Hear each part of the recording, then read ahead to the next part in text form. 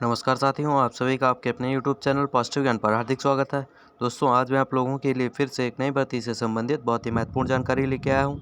ये भर्ती है नवोदय विद्यालय समिति की। जी हाँ, नवोदय विद्यालय समिति में जूनियर सेक्रेटरिएट असिस्टेंट के यानी कि बाबू के लगभग 600 से ज़्यादा पदों पर भर्ती का विज्ञापन जारी किया गया था और इसमें आवेदन की प्रक्रिया भी जो है वो पूर्ण हो चुकी है। इसमें आवेदन करने की अंतिम तिथि आपकी 10 फरवरी यहाँ पे रखी गई थी। तो आशा है कि आप लोगों ने इसमें आवेदन कर दिया होगा। तो बात करते हैं कि आज हम लोग आपको नवोदय विद्यालय समिति यानी जीएसए जूनियर सेक्रेटरिएट असिस्टेंट जो कि पिछली बार भर्ती निकली थी, उसमें इसका नाम एलडीसी यानी लोअर डिवीजन क्लर्क निकला था। मतलब नाम इसका लोअर डिवीजन क्लर्क रखा गया था। तो आज इसके प्रीवियस ईयर पेपर्स का यहाँ पे आपको पीडीएफ लाया है, साथ में इसका सोल्यूशन भी इसमें पीडीएफ में दिया गया है। तो इसीलिए पीडीएफ को पूरा देखिएगा कि इसमें प्रीवियस ईयर में किस तरह से क्वेश्चन पूछे गए थे, उसी हिसाब से आप लोग अपनी तैयारी को करिएगा।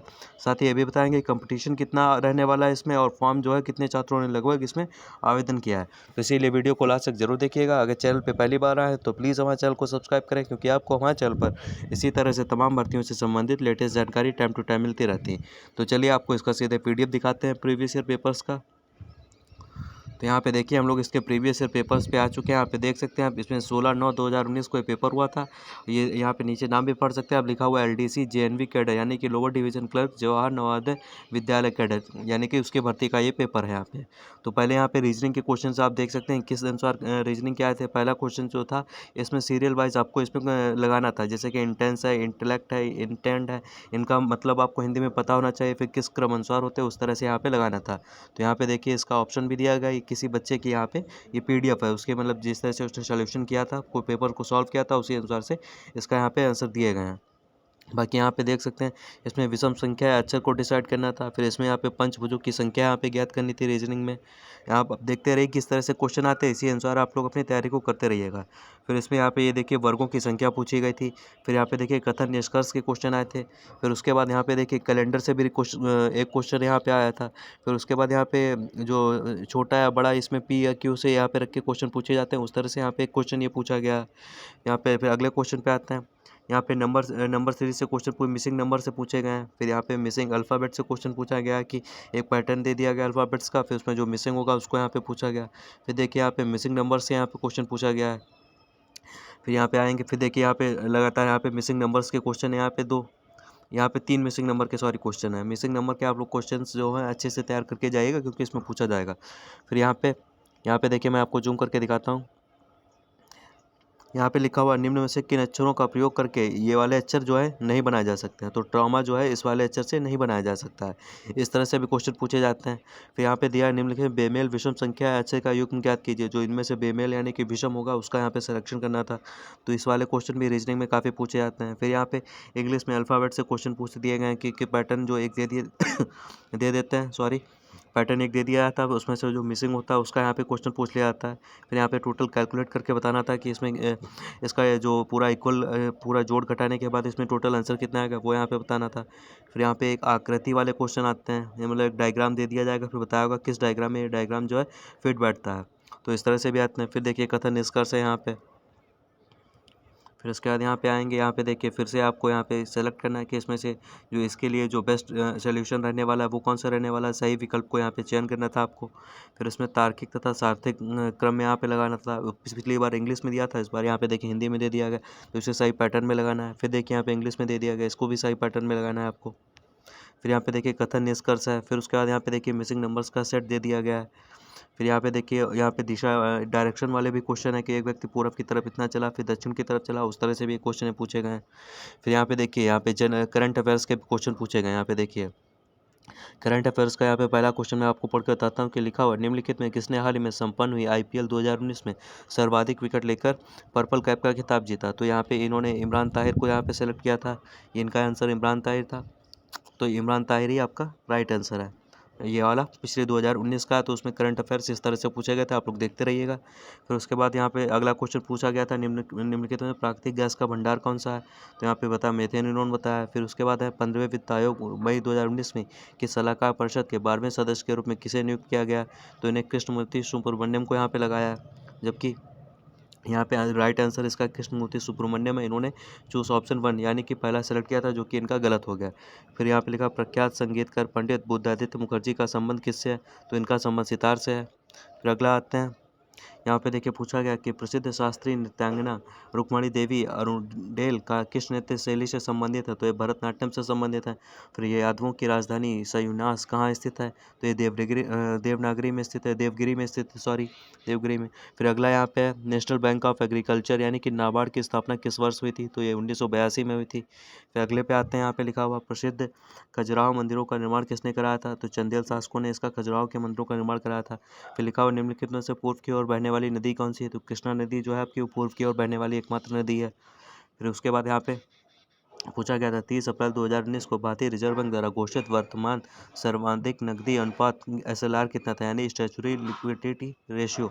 इसमें यानी कि इकोनॉमिक्स से भी कुछ क्वेश्चन पूछे गए, तो ये 19% था इसका। फिर लिखा है द्वीप क्षेत्रों को मिलाकर भारत के समुद्र तटों की कुल लंबाई कितनी है? तो ये 7516 मीटर है, यानी कि द्वीप क्षेत्रों को मिलाकर पूरी तटीय क्षेत्र की लंबाई जो है 7516 किलोमीटर है आपकी। फिर लिखा है निम्नलिखित में कौन सा महाद्वीप में अधिकतम देश मौजूद हैं? तो अफ्रीका में सबसे ज़्यादा अधिक देश मौजूद हैं आपके। फिर अगले आते हैं, यहाँ पे अगला लिखा है निम्नलिखित में भारत की सबसे पुरानी IIT कौन सी है? तो IIT खड़गपुर आपकी सबसे पुरानी IIT मानी जाती है। फिर अगला लिखा है कि पहले लंबे समय तक चलने वाले तापदीप्त प्रकाश बल्ब का आविष्कार किसने किया था? तो आपको सभी को तक बल्ब का आविष्कार सबसे पहले थॉमस एडिसन ने किया था। फिर लिखा हुआ कि निम्नलिखित में से कौन सी लागत उन सभी लाभों का प्रतिनिधित्व करती है जो किसी व्यक्ति, निवेशक, व्यवसाय को किसी एक विकल्प पर दूसरे विकल्प का चुनाव करने से मिलने से रह जाती है? तो ये अवसर लागत है, यानी कि इसमें इकोनॉमिक्स के भी अच्छे खासे क्वेश्चन पूछे गए हैं, 2-3 क्वेश्चन अभी तक। फिर उसके बाद पूछा गया साइलेंट वैली राष्ट्रीय उद्यान भारत के किस राज्य में स्थित है? तो ये आप सभी को पता होगा, केरल राज्य में स्थित है। फिर अगला है कि श्रीशैलम जल विद्युत ऊर्जा संयंत्र किस नदी पर बनाया गया है? तो ये कृष्णा नदी पर बनाया गया है, यानी कि करंट में स्टैटिक का भी पोर्शन आपको ज़्यादा रखा गया है। नदियों से पूछे गए क्वेश्चन। लिखा गया कि 2018-19 के दौरान GST का कुल कितना GST इकट्ठा किया गया था? तो आपका 11 लाख करोड़ यहाँ पे GST इकट्ठा किया गया था। फिर लिखा है प्रसिद्ध खजुराहो मंदिर किस राज्य में स्थित है? तो ये मध्य प्रदेश राज्य में स्थित है। फिर पूछा गया भारत में सेना दिवस हर वर्ष कब मनाया जाता है? तो हर वर्ष सेना दिवस आपका 15 जनवरी को मनाया जाता है। तो आप लोग मेरे हिसाब से इसमें अगर आपको देखा स्टैटिक GK प्लस आपको यहाँ पे थोड़ा बहुत यहाँ पे ये डेज वाले कि किस डे को क्या मनाया जाता है, ये वाला थोड़ा रट के जाइएगा, आपको काफ़ी हेल्प करेगा। प्लस करंट अफेयर्स भी आप लोग लगभग लास्ट के 6 मंथ के यहाँ पे पढ़ के जाइएगा। फिर लिखा हुआ कि भारत के राष्ट्रपति द्वारा अनुमोदित रैंक और पूर्ववर्ती प्रोटोकॉल्स के अनुसार के निम्नलिखित में से दिए गए अन्य विकल्पों के मुकाबले उच्च रैंक और वरीयता दी गई पूर्व राष्ट्रपति को। यानी कि भारत के राष्ट्रपति के द्वारा अनुमोदित रैंक में जो पिछले सबसे निचला क्रम राष्ट्रपति के बाद आता है वो पूर्व राष्ट्रपति का आता है। फिर उसके बाद लिखा है कि इंपीरियल बैंक ऑफ इंडिया का अधिग्रहण करके भारतीय स्टेट बैंक का गठन किस वर्ष किया गया था? यानी कि SBI का गठन आपका 1955 में किया गया था, ये पूछा गया। फिर न्यूट्रॉन की खोज पूछी गई, किसने की गई थी? तो न्यूट्रॉन की खोज आपकी J चैडविक ने की थी। यहाँ पे करंट अफेयर से एक क्वेश्चन आया है आपका। लिखा है कि सितंबर 2018 में भारतीय वायुसेना स्वदेशी रूप से विकसित beyond visual range air to missile का सफल परीक्षण किया गया। इस मिसाइल का नाम आपका अस्त्र था। तो इस तरह से यहाँ पे करंट अफेयर्स में साइंस पोर्शन के भी क्वेश्चन पूछे गए। फिर लिखा है कि प्रसिद्ध चार धाम यात्रा परंपरागत रूप से कहाँ से शुरू होती है? जो चार धाम यात्रा आप सभी को पता होगा कि यमुनोत्री से स्टार्ट होती है। तो इस तरह से भी क्वेश्चन आए हैं। तो पिछले यहाँ पे देखिए अब इंग्लिश के यहाँ पे क्वेश्चन पूछे गए हैं। तो इंग्लिश में आप देख सकते हैं किस तरह से, मैं एक दो आपको पढ़ के दिखा देता हूँ। लिखा हुआ था fill in the blanks with the most appropriate antonym. यहाँ में एंटोनिम पूछे गए, तो यहाँ पे बॉयस्टरस का एंटोनिम पूछा गया आपका।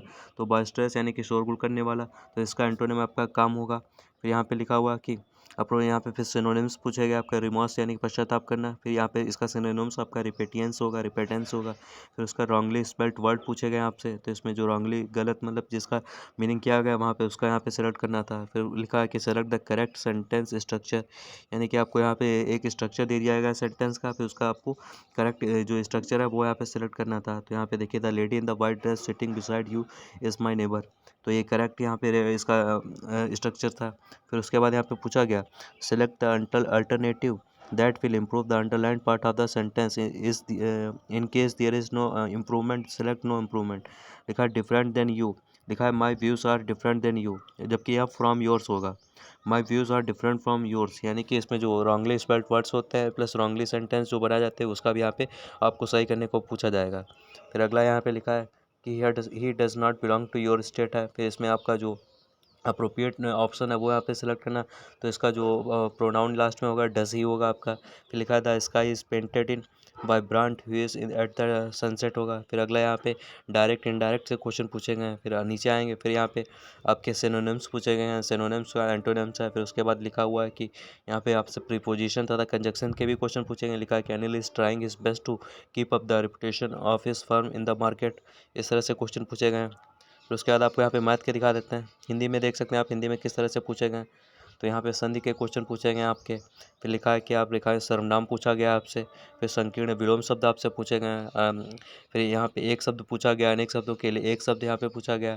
फिर आश्रित वाक्य उपवाक्य क्या होते हैं वो पूछे गए यहाँ पे। फिर वाक्य क्या होता है इसका पूछा गया है। स्त्रीलिंग पुल्लिंग से संबंधित क्वेश्चन है। पर्यायवाची संबंध से क्वेश्चन पूछे गए हैं आपके। फिर उसके बाद नीचे आएंगे आपके, तो उपाधि का अर्थ क्या है, इस तरह से क्वेश्चन आया है। फिर भारत का भांत का विलोम क्या है, निर्भांत है आपका, इस तरह से क्वेश्चन है।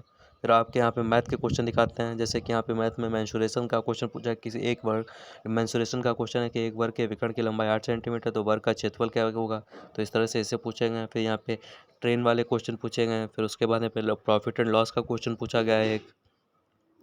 यहाँ पे थोड़े बहुत यहाँ पे परसेंटेज वाले क्वेश्चन भी हैं आपके। यहाँ पे फिर लाभ क्रय मूल्य वाला है यहाँ पे क्वेश्चन आपका। फिर लासा के क्वेश्चन, लासा मासा का क्वेश्चन है। फिर यहाँ पे क्रय मूल्य वाले क्वेश्चन पूछे गए हैं। यहाँ पे नीचे आएंगे, फिर उसके बाद यहाँ पे देखिए टाइम वाला पूछा गया कि यहाँ से जैसे कि टाइम वाले सुई आते हैं कि दो घड़ी की सुइयाँ कब आपस में यहाँ पे एक दूसरे के ऊपर होंगी, इस तरह से क्वेश्चन आया। फिर यहाँ पे फिर रीजनिंग के क्वेश्चन फिर से आ गए यहाँ पे। तो इस तरह से क्वेश्चन पूछे गए हैं। आप लोग अपनी रीजनिंग और मैथ में थोड़े फॉर्मूले वगैरह अच्छे से रट के जाइएगा। प्लस करंट अफेयर्स हुआ, फिर जीएस को थोड़ा कमांड करके जाइएगा। फिर इंग्लिश में थोड़ी अपनी जो बेसिक ग्रामर के रूल्स हैं वो पढ़ के जाइएगा। सिनोनिम्स एंटोनिम्स वगैरह अच्छे से याद करके जाइएगा और जीएस में थोड़ी कमांड करके जाइएगा। तो यही प्रीवियस ईयर पेपर था। अगर आपको वीडियो अच्छा लगा तो प्लीज़ हमारे चैनल को सब्सक्राइब करें। धन्यवाद।